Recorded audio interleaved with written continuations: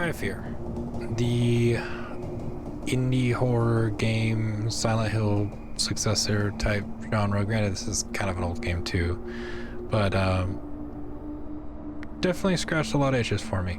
I enjoyed playing through it a lot. It's nice to play through old school games, especially PC ones, because I feel now that I have a PC as like an adult, there's so many games that I missed out on growing up that I just never got the time or chance to play, and now I can. And this happened to be one of them. It came out, I want to say like 10 years ago, 7 to 10 years ago. It's been a while. And it's only now really blowing up. There's a lot of streamers playing through it and YouTubers and whatnot. And that's what initially caught my attention for it.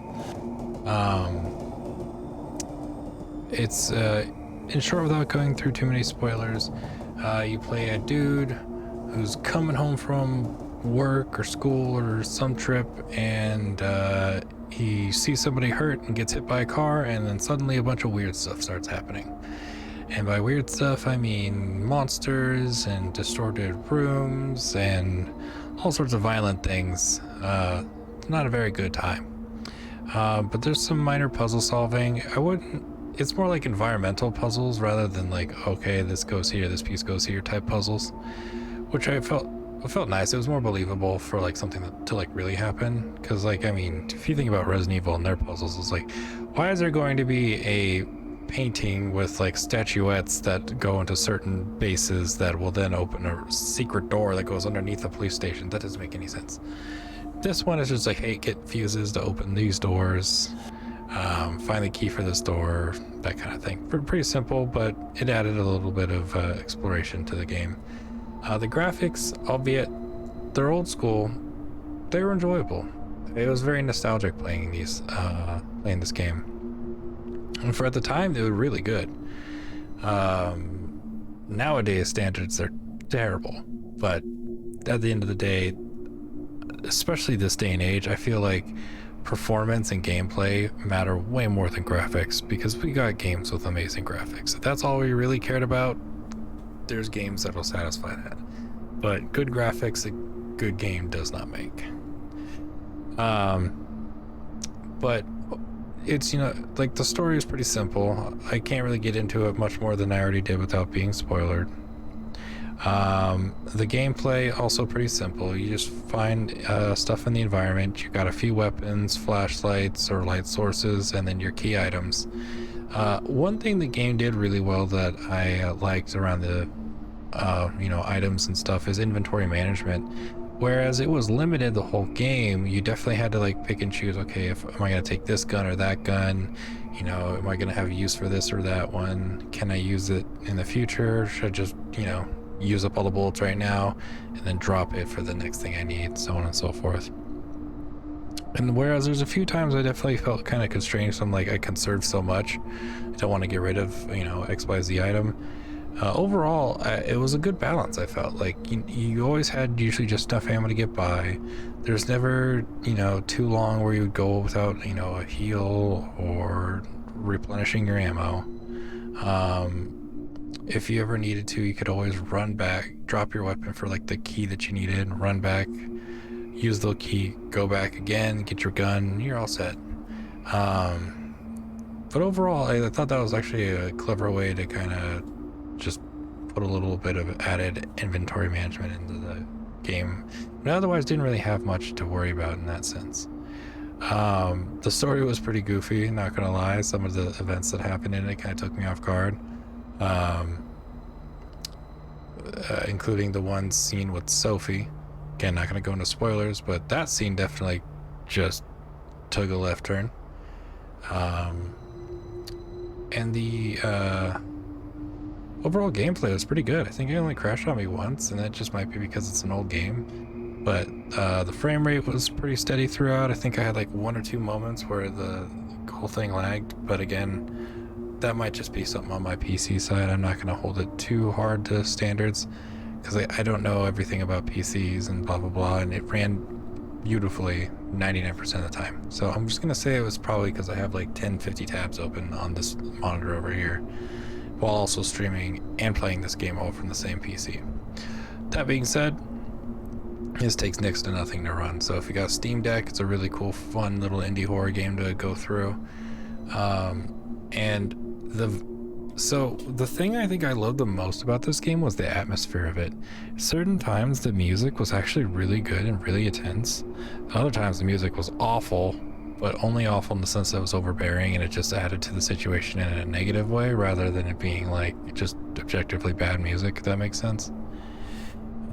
But the overall atmosphere of the game, like there was a moment where you go on the river, the banks of this river here in the back of the menu screen, and you get to see like the faint lights of the buildings across the way. And I don't know, there was just a very, very peaceful kind of atmospheric vibe about it.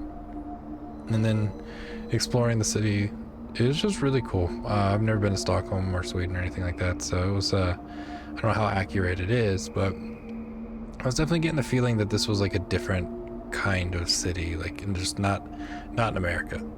And that layer to it, I also think added to the overall experience, which is I definitely felt, you know, nothing felt familiar. There was some stuff that I could kind of grasp my head around, but otherwise everything felt very alien, very creepy, very fitting the vibe of a horror game. That being said, you know, again, it's not the craziest thing to get into. There wasn't a ton of systems, there wasn't a ton of content, at least that I played through. And I'm kind of like a one and done guy. I like to come from the aspect of, you know, how much did I enjoy it, and how much do I think a random person that's just filing through the Steam library would enjoy it. And so first off, for me, I want to give this game like a solid like 8 out of 10 for how old it is, for what it is. I think it was actually really good. Like I would recommend this to like my video game buff friends that are like really into old school stuff or just niche games. This is something I would definitely recommend they play. It had a lot of really good jump scares, granted it a little overly reliant on them, but it was all very well done. You know, whereas I don't care so much about the story, it was still, you know, serviceable and intriguing enough to make me push through the end to see exactly what was going on, even though I pretty much figured it out. The level design was really interesting.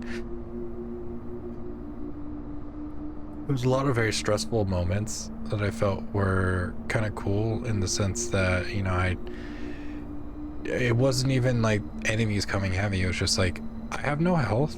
I know I need to press on. It's dark. I can't see anything. And there are enemies that spawn every once in a while. But at the end of the day, we managed to push through with the help of some walkthroughs and chatters in chat. And overall, I really enjoyed it. I'm glad I took the time to play this and checked it off my backlog. Now, overall, someone that comes in maybe doesn't have as open of a mind. They just like, oh, you know, this is like FPS game, horror game, kill monsters, shoot stuff. You know, it's free. What's it about?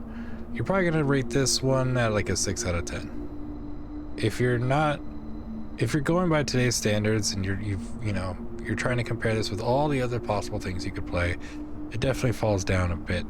The graphics definitely don't hold up to today's standards. The gameplay, very clunky and archaic, especially with the crouch jump mechanic that's forced into progression a few times. You have to do the crouch jump out a window, up a ladder, across scaffolding, up weird book platforms.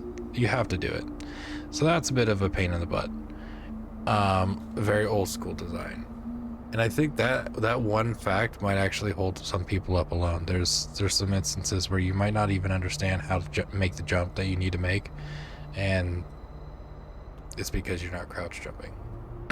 That being said, the gunplay also very old school, very clunky. It didn't feel super great. The story is very bare bones. The voice acting, not good. There's some moments where it was all right, but overall it was bad. It was bad. Everybody's phoned it in. But I think that's really where games like this shine. Overall, just as a blase, comparing it to everything else, yeah, sure, maybe it's a 6 out of 10. it's free, so it's worth trying out. If you like it, push through. If not, oh well, no harm done. But I also think for the same reasons it makes it great for the more diehard gamer like myself that really like to dive deep and find different games like this, because like I said, I found a lot of it really endearing. The graphics I felt actually added to the overall scare and like mood and atmosphere a lot more than, you know, most games with these kinds of graphics played in today's like environment would. I think a lot of the times it's just like a nostalgia factor, but I think the art style of like the monsters and everything, the way the story was told, and the graphics engine, I think it all worked out really well together. So definitely is a like a person player by player kind of basis. But at the end of the day, I would recommend this game in both avenues. If you're a casual person, definitely give it a try. It's a bit of an old school game, so it's not the hardest thing to beat in the world, and it's got definitely a few good jump scares. So if you know somebody that's really jumpy, sit them down and make them play this. That'd be fun. And for somebody that's a bit more on the hardcore gamer side, it's an absolute must play, honestly. Like it is very unique and similar all at the same time, like I said before. And if you like this genre, I feel like this game's a very good sum of all of its parts and is overall going to be very important for the growth of this genre going forward. So I feel like a lot of developers nowadays, they take the time to play this, they can learn a few things and add and incorporate into their games a lot of the stuff that this game did very well. But yeah, those are my thoughts on Cry of Fear. Thank you for everybody that came on through, chatted me up while we were doing this. Really appreciate you.